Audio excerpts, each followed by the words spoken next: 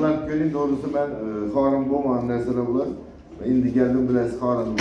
Hava horma toza gelmeyiz lan. Kızık geldim mi? Bir iç.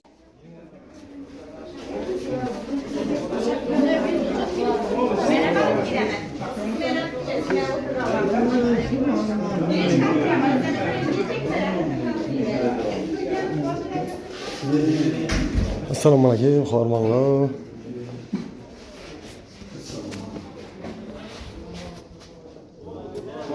Hey. Yaşımızda. Podaya şu çakalaşık mısın? Hormon? Sana şu düşünüp duralım bir zaman bir cevap edemezsin.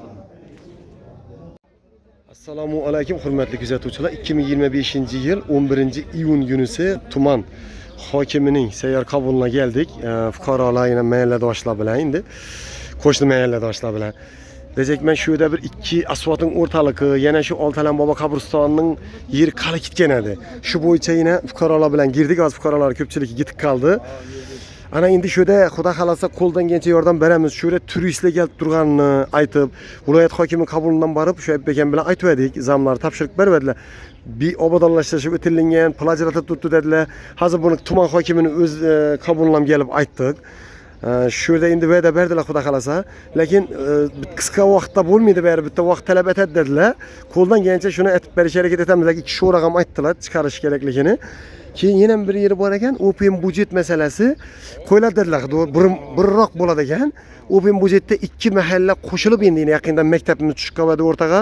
Maktab Utuldana. Endi shu yerda ikki mahalla birlashib qaranglar-da, Buyuk Ajdodlar mahallasining sho'raxonasina boradigan yo'l.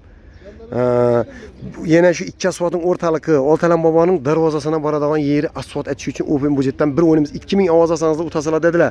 Endi shu Yangiobod Buyuk Ajdodlar ikkimiz birlashib turib, ikki mahalla birlashib harakat etsak xudo xolasa utishimiz kerak ha. Shuncha mahalla sho'rasining nomidan girizamiz. Tashabbusi ishonchli misol uchun sho'ra ichari yetib bilmaydi. Hech qanaqa o'ynatib bilmaydi xudo xolasa. Hava ana saylagan bo'lsangizlar, sho'ram shu yerda eshitdi. Yangiobod sho'rasi ham eshitdi, ikki sho'ra yandam aytildi. Ular ham shu hokim ham chiqaramiz dedilar ish qilib. Yurtdoshlar kuzatib boraverasizlar. Birlashib turib shu yerda ovoz berasizlar xudo buyursa.